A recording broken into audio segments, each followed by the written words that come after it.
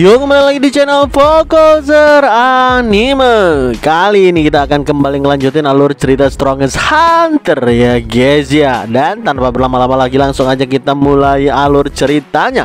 Di video sebelumnya Jintai nggak sengaja jumpa dengan Chulu dan terjadi pertarungan dahsyat karena kesalahpahaman antara mereka berdua.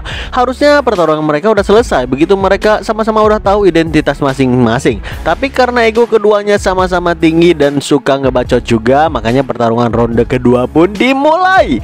Tapi sebelum itu terjadi, Wipeng datang menghampiri dan memarahi mereka berdua, bahkan menjewer keduanya agar segera masuk ke dalam berhubung konferensi martial art harus segera untuk dimulai.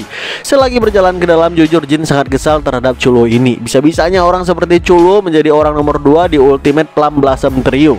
Jin bilang dalam hati, mereka memang terkenal sih, tapi sepertinya nggak sekuat apa yang kuperkirakan dari apa yang kulihat tadi. Jin sendiri udah banyak ngeliat teknik tingkat tinggi dari Sekte Gunung Hua dari pertarungannya bersama dengan Cheongbong. Makanya Jin ngerasa mereka nggak akan sebanding dengannya kecuali orang itu sekuat Cheongbong. Menurutnya satu-satunya kelebihan Chulu adalah dia berasal dari Sekte Gunung Hua yang notabene merupakan salah satu dari 10 sekte besar yang sangat berbeda jauh kekayaannya dan kekuasaannya dibandingkan dengan keluarga Jin. Ibarat bangunan elit di Gangnam dengan bangunan kumuh di pedesaan lah. Ibaratnya seperti itulah perbedaan dari Sekte Gunung Hua dan juga keluarga Jin ini. Sesaat kemudian mereka pun hampir tiba di rumah kediaman Jin. Tapi tiba-tiba Cheongbong ngerasa lapar dan minta pangsit lagi kepada Jin. Mendengarkan Cheongbong minta pangsit terus ngebuat Chulu kesal dan bilang, "Woi, apa kau kerasukan hantu yang mati karena nggak makan pangsit ataupun semacamnya? Tutup mulut berisikmu itu." Mendengarkan itu Cheongbong dengan rendah hati pun menjawab, "Maafkan aku, tapi aku lapar." Sedangkan 3 orang yang lain termasuk Wipeng cuma bisa ngelihat ke belakang dengan wajah yang sangat kaget ngelihat Chulu mengatakan itu kepada Cheongbong. Mereka bilang, "Hei, ayolah, masa kau nggak tahu?" Mujin juga mengatakan hal yang sama. "Bukankah kau itu adalah salah satu dari Ultimate Plum Blossom Trio? Mustahil kau nggak tahu kan?" Chulu makin kesal dengan perkataan mereka seolah dia udah melakukan kesalahan yang besar. "Apa yang kalian maksud?" kata Chulu. Jintai, Mujin dan Wipeng pun berbisik-bisik sambil bilang, "Goblok, kelihatannya dia memang benar-benar gak menyadari kalau Cheongbong adalah tetua sektenya." Lalu tiba-tiba Musung dan cewek junior datang menghampiri mereka. Musung dan cewek junior langsung memberikan hormat kepada Cheongbong dan memanggilnya sebagai paman master. BTW, cewek junior di sini namanya adalah Eonhye. Ngelihat sikap hormat tersebut, spontan Chulu langsung tertawa dengan lebarnya. Dia bilang, "Paman master, nggak ada orang seperti itu di sini." "Apa kalian sedang bercanda ataupun semacamnya?" Musung kembali bilang dengan berkeringat, "Oi, Chulu, orang yang di depanmu itu adalah paman master Cheongbong." Chulu kembali tertawa dan bilang, "Kalian ini memanglah suka menggoda aku ya." Dia pun diam sejenak dan dengan sangat panik dia bilang, "Beneran? Seriusan?" Dia pun langsung minta maaf sekaligus menghukum dirinya sendiri yang udah lancang di hadapan paman masternya. Ya sebenarnya Cheongbong juga nggak kenal sih dengan Ultimate Trio ini. Makanya Musung kemudian jelasin status Cheongbong di dalam hierarki sektenya. Jadi ternyata kakeknya Cheongbong alias Sword Sign memiliki 3 murid di Sekte Plum Blossom. Salah satu murid dari Sword Sign adalah ketua Sekte Plum Blossom yang sekarang, yang memiliki julukan Heavenly Sword. Jadi secara hierarki yang mana Cheongbong ini juga merupakan murid langsung dari Sword Sign, itu memiliki kedudukan yang sama ataupun setara dengan tetua sekte ataupun ketua sektenya sendiri. Lalu secara spontan Cheongbong pun bilang kepada Jintai, "Hei penyelamat, mereka ini ternyata adalah junior-juniorku. Apa kau mau menjadi juniorku juga?" Jintai langsung ngejawab, "Enggak, terima kasih." Mendengarkan jawaban itu, Cheongbong kembali bilang, "Kalau kau nggak mau menjadi juniorku, maka aku akan menjadikanmu paman masterku. Gimana?" Tentu perkataan itu membuat semua orang di sana terdiam dan juga panik. Sedangkan Jintai sendiri langsung terbayang kalau menjadi paman master Cheongbong berarti kedudukannya itu di atas ketua sekte Plum Blossom dong, setara dengan Sword Sign dong. Makanya spontan dengan wajah yang senang Jin langsung bilang, "Wow, itu mantap, boleh juk." Jebret, tiba-tiba Wipeng pun menghalangi apa yang Jintai mau katakan sambil mengalihkan perkataan dan bilang, Anda sangat pandai bercanda ya, Tuan Chongbung. Dan perkataan Wei Peng pun langsung disambut oleh Musung dan dianggap sebagai candaan belaka. Cholo dengan berkeringat bilang ke Chongbung kalau hal seperti ini nggak boleh dikatakan ataupun diputuskan olehnya sendiri, bisa gawat nanti. Lalu Musung pun bilang ke Jin, nggak mungkin bagi mereka mengajak Jin langsung masuk ke Sekte Gunung Hua, tapi sebagai tamu terhormat tetap bisa. Bahkan menurut Musung, Jin bisa menjadi rekan mengobrol yang baik bagi paman master mereka di saat dia kembali ke Sekte Gunung Hua nanti. Spontan Chongbung kaget berkeringat dingin begitu mendengarkan ucapan kembali ke sekte. Apalagi yang memintanya pulang ternyata adalah ketua sekte yang harus dipatuhi oleh member manapun di Sekte Gunung Hua. Gak berselang lama, Ultimate Trio terpisah untuk sementara dengan Jin sambil membawa Chongbung bersama mereka. Namun baru aja Jin pergi bersama Mujin dan yang lain, tiba-tiba Chongbung bergerak dengan sifat kilat kabur dari Ultimate Trio dan kembali kepada Jin. Jujur Chongbung ini jauh lebih suka bersama dengan Jin sang penyelamatnya ketimbang dipaksa pulang ke Sekte Gunung Hua. Makanya Musung bilang kepada kedua juniornya untuk membawa Chongbung pulang, maka mereka kayaknya harus terlebih dahulu membuat Jin Tai berada di pihak mereka.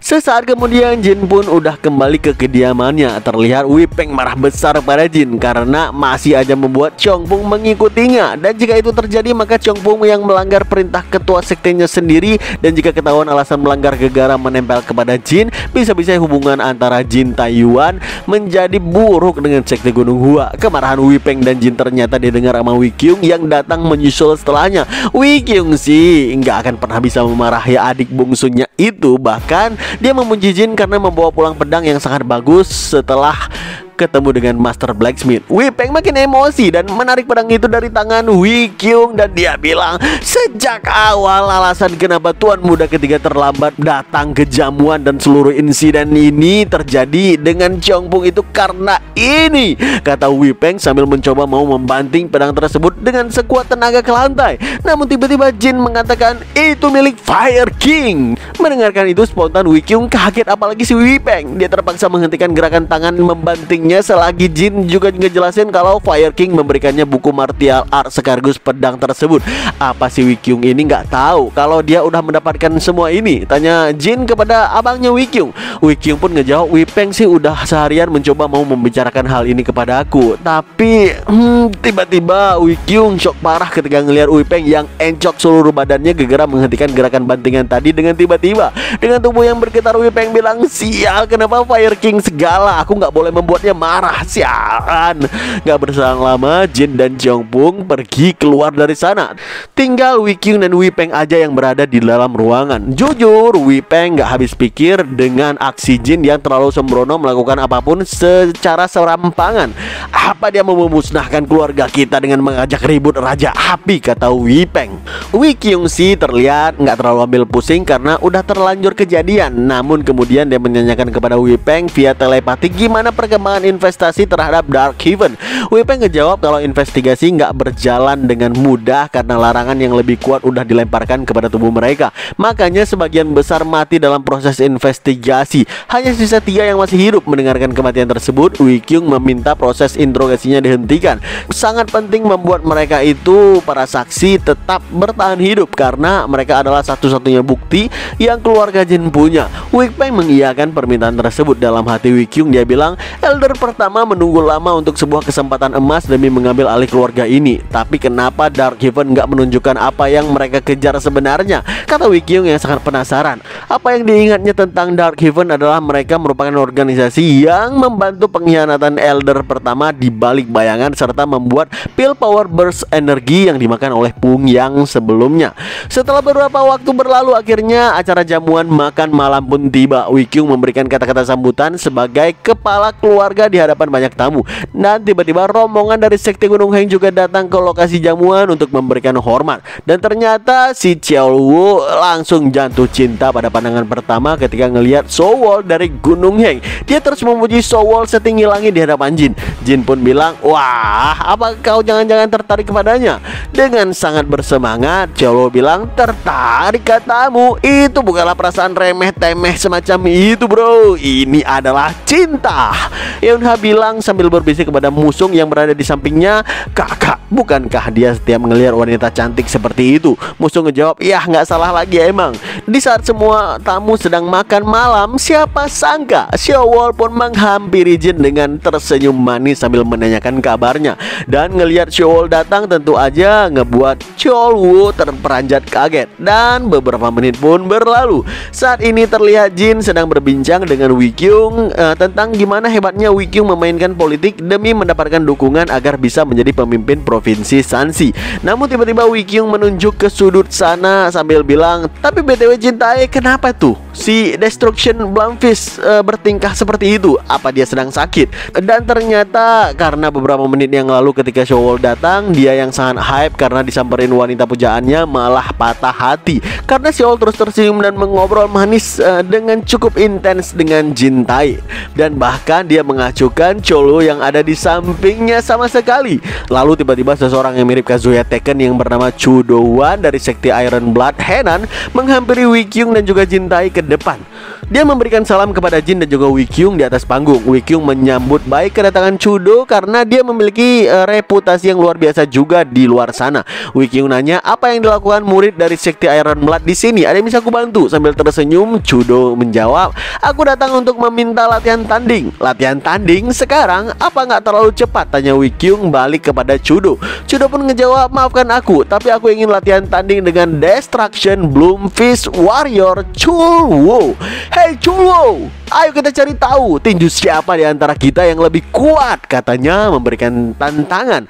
Ajakan Chudo kepada Chulwo secara tiba-tiba tentu aja membuat kaget apalagi seluruh tamu yang hadir jamuan makan di sana. Berhubung Chulwo yang sedang patah hati, dia pun dengan sangat bersemangat menerima permintaan tanding demi menghapus rasa kecewanya. Setelah Musung juga mendukung juniornya untuk ikut pertandingan, maka Wi Kyung pun mengizinkan Chudo dan Chulwo melakukan sparring di hadapan seluruh tamu yang ada di sana. Wi Kyung lalu bilang pada semuanya, "Siapapun yang ingin bertanding jangan sungkan untuk maju. Kami akan memberikan hadiah 100 nyang perak dan senjata luar biasa untuk pemenang akhir." Para tamu menyambut ide tersebut dengan sorakan gembira. Jin melakukan key sense-nya kepada Chudo dan dia ngelihat level Chudo ini cuma 65. Waduh, dia pasti bakalan jadi bulan-bulanan ketika ngelawan Cholo yang memiliki level 95. Pertarungan antara keduanya pun dimulai. Chudo dan Cholo sama-sama menggerakkan rentetan tinju dahsyat yang beradu dengan sangat kuat. Tapi baru sebentar tinju mereka beradu, Chudo udah terhempas ke belakang dengan tangannya mengucurkan banyak darah. Cholo ketawa cekikikan ngelihat Iron Fist yang tinjunya lembek kayak tahu, padahal julukannya itu adalah Iron Fist, bukan? Dia menyuruh Chudo untuk segera menyerah karena jelas kekuatan mereka ini berbeda level menurutnya. Tapi Chudo nggak mau menyerah. Dengan sekuat tenaga dia melakukan charge dan bilang kalau ini belum berakhir. Sayangnya Cholo mengerahkan tinju hook yang sangat keras mengenai ulu hati Chudo sedangkan begitu telak. Matanya pun langsung memutih, muntah-muntah darah dan langsung pingsan di atas lantai. Para penonton bersorak atas kemenangan Cholo dan selagi Tandu datang untuk membawa Chudo yang pingsan, Wi Kyung pun bilang ke seluruh penonton pemenangnya adalah Destruction Blumfish dari sekte Gunung Hua ataupun berbunga. Pemenang harus menerima tantangan dan bertarung sampai nggak ada lagi penantang yang tersisa untuk menjadi pemenang akhirnya. Apa ada orang lain yang mau menantang? Kemenangan Cholo yang sangat telak membuat Jin yakin nggak akan ada orang lain yang bisa berani menantangnya. Jin bahkan berani mempertaruhkan anggota tubuhnya dengan Seowol. Dia berani bertaruh kalau nggak akan ada yang mau maju lagi untuk menantang Cholo. Tapi entah kenapa dari bangku penonton berkali-kali mereka menantang Cholo hingga akhirnya 5 orang berturut-turut cedera parah dan harus dibawa ke ruang IGD. Jin pun malu kepada Cholo karena dia kalah taruhan lagi dan lagi. Padahal dia udah berniat mempertaruhkan segalanya dan memotong anggota tubuhnya jika memang disepakati. Dalam hati Jin bilang, gimana kalau Cholo benar-benar menagihnya? Dengan tersenyum manja dan ngelihat si Jin Tae sedikit panik, Cholo bilang kalau dia nggak akan mempermasalahkan mengenai anggota tubuh Jin yang dipertaruhkan. Tapi sebagai gantinya dia meminta Jin memberikan jawaban atas perasaannya untuk menikahinya. Tapi sebelum Cholo selesai bicara, tiba-tiba Cholo yang kesal ngelihat Jin terlihat terus-terusan bermesraan dengan Cholo. Di ujung sana pun berteriak, "Sleeping Dragon Shanxi Jin Tae Kyu, baju sini," kata Cholo Cholo sambil mengayunkan jarinya kepada Jin, diikuti kemunculan quest yang mengharuskan Jin berlatih tanding dengan Cholo. Gak berselang lama, Jin pun maju ke arena karena emang gak ada pilihan lain baginya. Kalau dia menolak, maka menurut quest yang diterima, maka dia akan mendapatkan julukan pria lemah yang penakut. Para penonton bersorak mendukung masing-masing jagoan seiring Jin memasuki arena dengan tombaknya. Musung mendekati Wikyung dan dia bilang kalau pertandingan harusnya segera dihentikan. Bukan maksud Musung menganggap Jin lemah, tapi jika juniornya itu marah, maka akan sulit menghentikannya dan pasti akan ada yang terluka. Tapi Wikyung sendiri sih lebih suka pertarungan ini dilanjutkan, apalagi dia ngelihat di antara keduanya seperti ada ketegangan. Makanya biarkan ketegangan itu mengalir dan lepas via pertarungan, kata Wikyung. Dia yakin kalau adiknya sih bisa menang seperti biasanya. Mendengarkan optimisme dari Wikyung, Musung bilang dalam hati, meski benar bahwa Sleeping Dragon Sanshi adalah martial artis yang luar biasa dan berbakat, namun Cholo itu berbeda. Dia punya pengalaman yang lebih besar dalam martial art serta energi internalnya juga sangat tinggi. Tapi jika kami menghentikan pertandingannya sekarang, itu pasti akan berdampak negatif kepada keluarga mereka dan juga reputasi sekte kami. Baiklah, aku akan masuk mengintervensi pertandingan mereka ketika kurasa keadaan menjadi cukup berbahaya nanti. Berbeda dengan Musung, Cheongpung ngelihat ke arah Jin tanpa khawatir sedikitpun. Dia tahu kemampuan Jin Tai lebih dari siapapun. Para penonton bersorak makin keras mendukung jagoan mereka masing-masing, dan Jin menyambut sorakan tersebut dengan melambai ke arah penonton. Dia juga menyuruh Choluo untuk melambaikan tangan pada pendukungnya sambil memasang senjata knuckle. Choluo ngejawab, ya, pastikan kau melakukan lambaian yang bagus, karena setelah ini kau akan menatap atap rumah sakit selama 3 bulan. Oh, begitu ya, kenapa kau bertingkah seperti itu kepadaku? Apa karena kau dicampakkan sebelum kau menyatakan perasaanmu? Kata Jin. Dia terus menggoda Choluo karena cintanya memang langsung bertepuk sebelah tangan kepada si Seolu. Mendengarkan itu, Choluo marah besar dan menghentakkan lantai dengan keras sampai hancur berantakan. Dia bilang, cukup dengan obrolannya. Aku berjanji kau nggak akan bisa berjalan setelah keluar dari sini, kata Choluo sambil mengerahkan aura pekat di seluruh tubuhnya. Dengan aura yang sama pekatnya juga, Jin menjawab lantang, omong kosong. Kalau begitu aku akan membuatmu merangkak saat keluar dari sini. Dasar bajingan, akan kuhancurkan mulut kurang ajarmu itu, kata Choluo sambil melakukan inisiasi charge berkecepatan tinggi ke arah Jin. Nggak mau kalah, Jin juga menusuk tombaknya secepat kilat hingga serangan mereka pun beradu secara fantastis. Mereka berdua saling serang dan bertahan dengan cukup seimbang. Tapi dengan cerdik, Jin menghindari tinju dahsyat dari Choluo, melakukan counter ayunan tombak dari jauh yang ngebuat Choluo sangat kesal karena kalah dari jarak serangan. Nggak mau kalah, Choluo juga mengangkat kakinya tinggi-tinggi untuk menendang Jin sekuat tenaga. Namun Jin masih bisa menghindari serangan tersebut sambil bilang ke Choluo, serangan barusan menakutiku. Percobaan yang cukup bagus, tapi kau gak akan bisa memukulku dengan serangan selambat itu, bro. Choluo pun tersenyum dan menjawab, oh iya, aku penasaran apa itu benar, kata Choluo yang kini berhasil menangkap tombak Jin dengan tangannya. Sontak Jin kaget ngeliat tombaknya ditangkap, makanya dia mencoba menariknya kembali sekuat tenaga sambil bilang, woi, lepaskan, cepat lepaskan tombakku. Jika nggak melepaskan setelah hitungan ketiga. Dan Choluo memotong, emang kenapa kalau aku nggak mau melepaskannya setelah hitungan ketiga? Tiba-tiba dengan wajah ngeselin, Jin bilang, kahaha, kalau kau nggak mau melepaskannya, ya berarti aku dong yang ngelepasin, kata Jin sambil melepaskan tombaknya dan ngebuat Choluo terdorong ke belakang, kehilangan keseimbangan. Di momen celah tersebut, Jin melompat ke depan tinggi-tinggi dan mengerahkan tendangan lutut ke arah wajah Choluo dan mengenainya dengan sangat telak. Sambil tersenyum, Jin bilang, berikan tombakku sekarang, katanya sambil mengerahkan tinju dahsyat yang mengenai ulu hati Choluo dengan sangat keras hingga dia pun terseret ke belakang dan terpaksa melepaskan tombak Jin. Jin mendapatkan kembali tombaknya, sedangkan Choluo terjatuh satu kaki dengan wajah memerah memar, sangat kesakitan. Bajingan busuk, beraninya kau meninggalkan luka di wajahku, kata Choluo dengan sangat kesal. Jujur, Jin sebenarnya penasaran kenapa dua serangan dahsyatnya barusan belum juga membuat si Choluo ini jatuh pingsan. Dia yang tangguh atau tinjuku yang lemah, kata Jin dalam hati. Dengan marah, Choluo mengatakan, dari tadi aku bersikap santai kepadamu demi kakak senior pertamaku, tapi ini gak akan lagi kulakukan. Ya, maju dan bertarunglah secara sungguhan. Itulah kenapa aku di sini sejak awal, bro, kata Jin yang terus meremehkannya. Gak sanggup menahan amarahnya lagi, Chuluo mengaktifkan aura pekat di kedua tangannya. Lalu dia pun bilang dengan lantang, "Aku akan benar-benar melawanmu sekarang." Jin sedikit kaget sih ngeliat tinju energi yang dikerahkan Chuluo itu. Pertarungan pun kembali dilanjutkan. Tinju dahsyat Chuluo yang sekarang benar-benar hebat sih. Meski Jin bisa menahan setiap tinjunya itu, namun tiap kali dia menangkis rentetan tinju Chuluo, satu persatu bagian tombaknya tercincang sampai nyaris nggak bersisa sedikit pun. Ngelihat Jin nyaris kehilangan tombaknya, Chuluo mengerahkan tinju dahsyatnya lagi dan menghunjam ke arah lantai lalu menghancurkannya. Tapi Jin dengan lincah berhasil melompat ke atas duluan dan melakukan salto ke belakang Chuluo. Ngelihat tombaknya yang patah, Jin bilang, "Helah, padahal aku udah mulai terbiasa menggunakannya barusan." Dan Chuluo pun bilang ke Jin untuk menyerah aja, tanpa senjata dia bisa apa? Jin mendekati Chuluo dengan santainya, bahkan dia sambil bilang, "Daripada memikirkan tentangku, lebih baik kau yang menyerah sekarang, daripada nanti setelah ini kau akan bilang, 'Aku nggak tahu kalau kau akan berubah seperti ini.' Jika kau mau menyerah sekarang, maka aku akan memberikanmu sedikit kelonggaran dan keringanan supaya kau nggak terlalu malu. Jadi gimana? Ngelihat tingkah santai Jin sambil mendekati Chuluo, orang-orang pada berbisik-bisik, "Hei, kenapa dia bertingkah seperti itu? Dia kan nggak punya senjata, dan bukankah ini cukup berbahaya?" Chuluo pun nanya, "Kenapa kau punya kepercayaan diri mengatakan itu? Apa kau bertingkah angkuh karena kau punya kartu tersembunyi? Kau nggak sedang mencoba melakukan sesuatu yang dilakukan pengecut seperti bermain kotor, bukan?"